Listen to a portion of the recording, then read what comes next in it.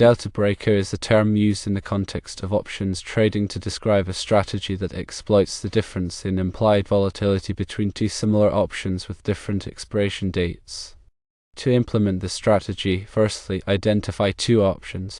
The trader selects two options with the same underlying asset, strike price, and direction, meaning either call or put. The options should have different expiration dates, with one being shorter term or near term and the other being longer term, aiming for delta neutrality. Secondly, the longer term option should be delta neutral. The longer term option typically has an implied volatility that is lower than the near term option.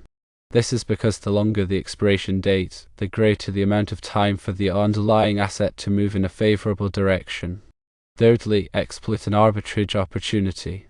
The trader takes advantage of the difference in implied volatility by buying the near-term option and simultaneously selling the delta-neutral option. Because the near-term option has higher implied volatility, it will have a higher premium or price.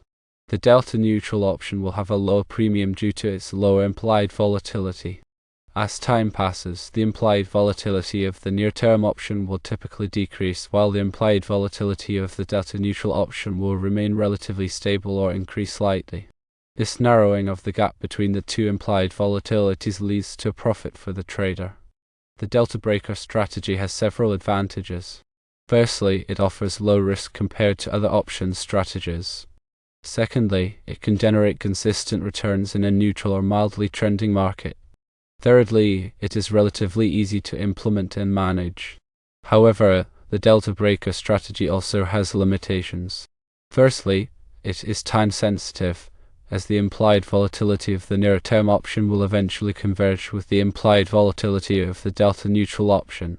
Secondly, the strategy may not be profitable in highly volatile markets. Thirdly, it requires a margin account.